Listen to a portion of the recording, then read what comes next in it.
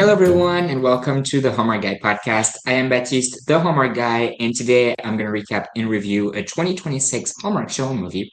We're going to talk about The Greek Idol, which premiered on Saturday, June 6th, 2026 at 8/7 Central on Hallmark Channel, and it was the first new movie of Summer Nights 2026, of maybe first half of Summer Nights 2026, because we're getting Summer Nights in June, and usually it's August. And a few years ago, we did get part one and then part two with a break for Christmas in July. So who knows, maybe just part one.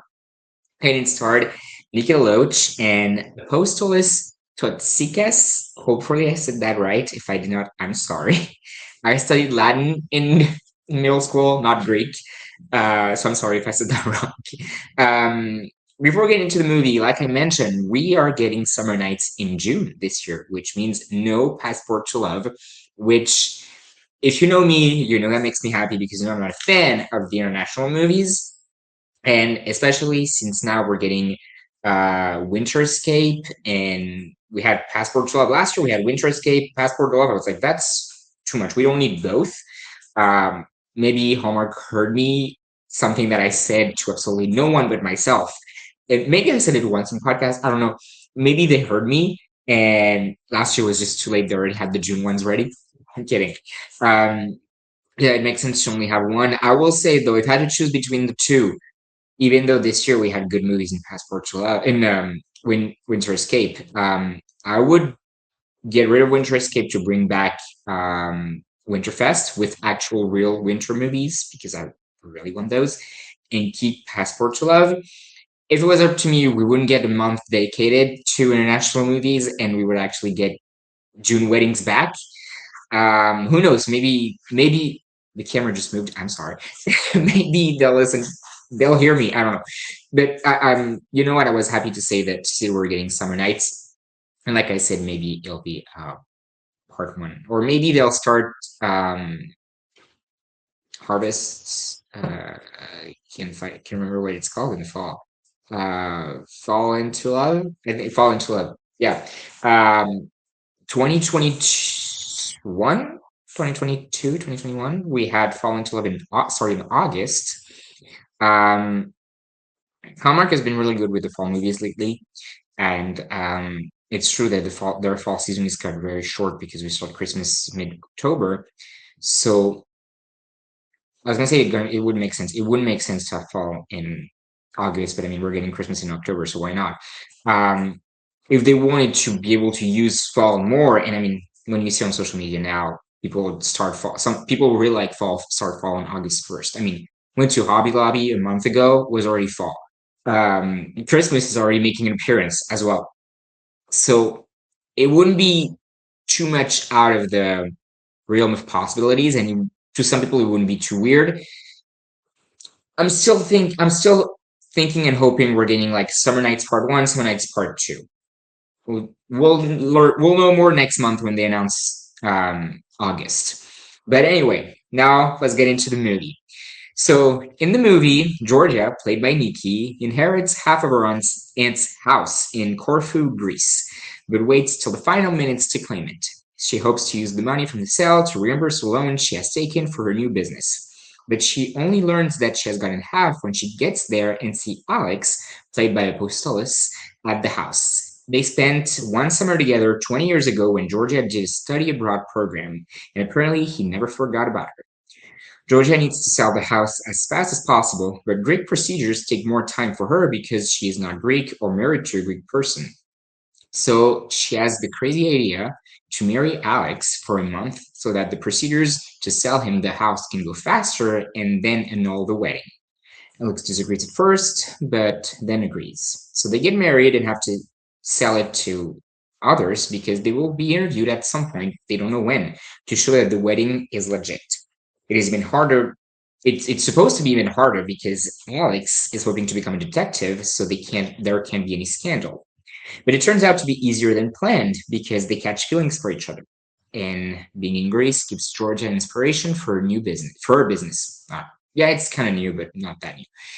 But even if it hurts, when time is up, she feels like she has to annul the wedding to go back to the US for work. until she talks with her business partner and realizes that she is better for the business when she works from there.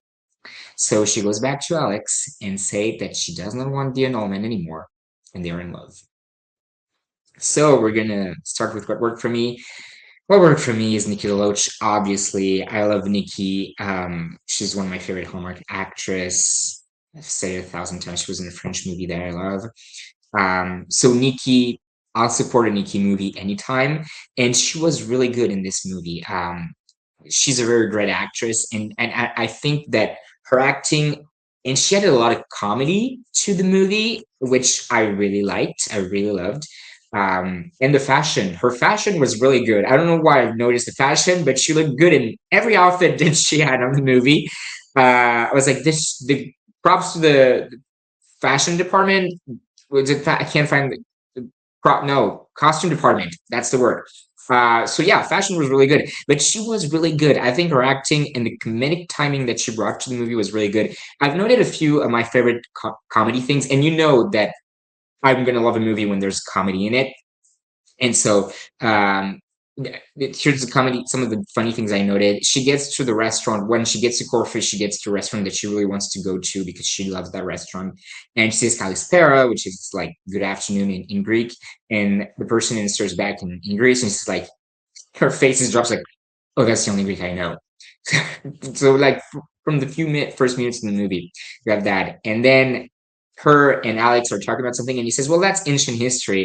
And it's like, "Well, isn't it what your people are known for? Ancient history, the Greeks love that." Then she talks to the business partner, and she's like, her business partner's like, "You're really living like a life. It's like you're living the secret lives of Grecians' wives." And Nikki's like eating, Georgia is eating, and she has a mouthful, and she's like, "Is it a real show?"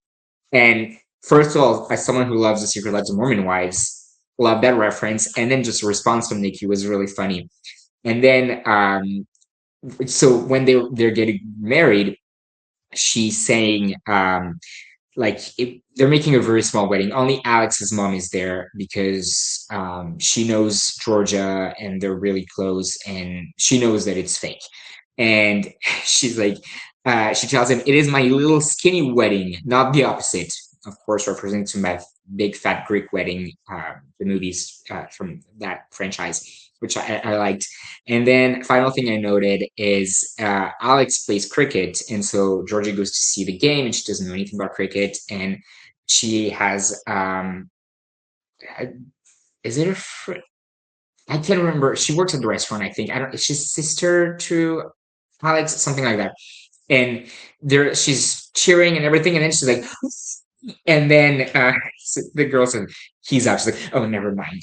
And I like that. I like all the moments like you have to change very quickly where you're feeling, which made me laugh.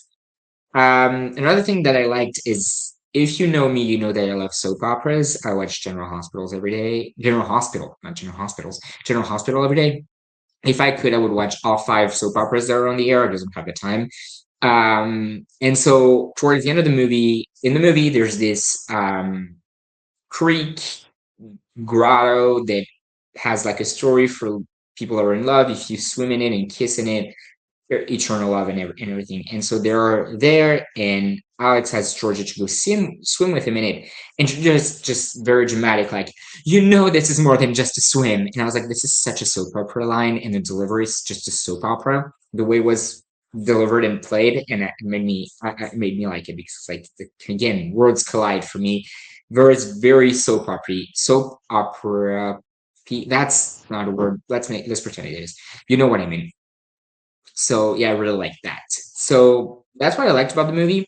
Let's move on to what I did not like. And there is nothing that I truly disliked. It's just I wasn't that much into it. I don't really connect with the international movies and like am passionate about unless I was gonna say unless it's very good. And it doesn't mean this one isn't good, but like we had two like three movies that I really enjoyed in Winterscape that were international, which was a surprise. Again, it's not that I did not like the Greek Isle; it's just I did not like fully engage and was that much into it. But it doesn't mean that it wasn't a good movie. It just wasn't.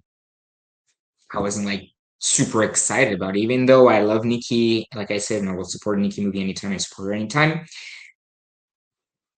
I don't know, the location didn't fully draw me in, but it has nothing to do with the movie in itself. Let's move on to things to point out. The movie in itself, it is a new spin on the shared inheritance plot that we've gotten so many times, and that I like. I really like it. But it's kind of a All of My Heart, which is one of my favorite movie with Lacey Chabert and Brennan Elliott, one of my favorite Hallmark movies. They both inherit a house, and like she wants to keep it, he wants to sell it, not exactly under the same circumstances, but it's a new spin on that kind of story. And then this time it's like, oh yeah, we're gonna pretend to be married so I can sell it to you. She doesn't want to keep. There's not like in All of My Heart. There's this big ultimatum of we have to sell the house. She has to sell it in this one, but apart from the time when they're reading the will and she's like, I have to sell it, there's no like pressure she's putting on Alex or big disagreement around what to do with the house, which is a big thing in All of My Heart. But what I'm saying is not to compare it to All of My Heart literally, but like the idea of the shared inheritance that we've had so many times, and I've taken All of My Heart as an example because it's my favorite one. It's a new spin on it. A new spin on that. There's not that huge drama around selling the house, and there's this spin of like, oh, let's get married, which was interesting. So I thought it was important to point that out.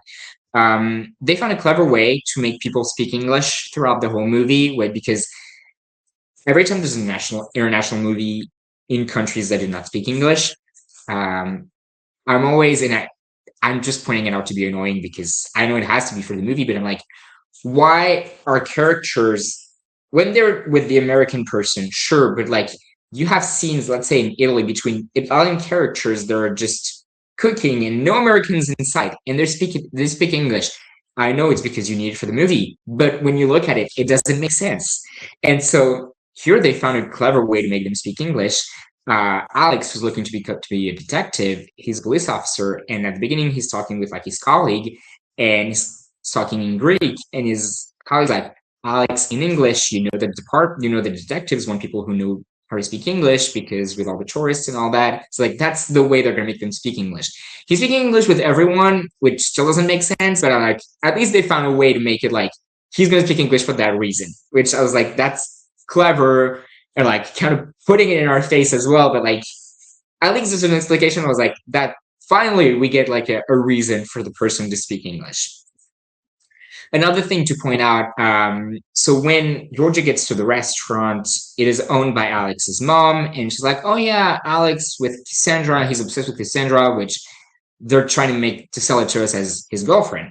And that's what Georgia thinks about. And in my head, immediately I was like, it's either a dog or a cat. After mentions of Cassandra over and over, and Georgia is still thinking that it's a girlfriend, we found out it's a cat. And I was like, I saw it coming a mile away.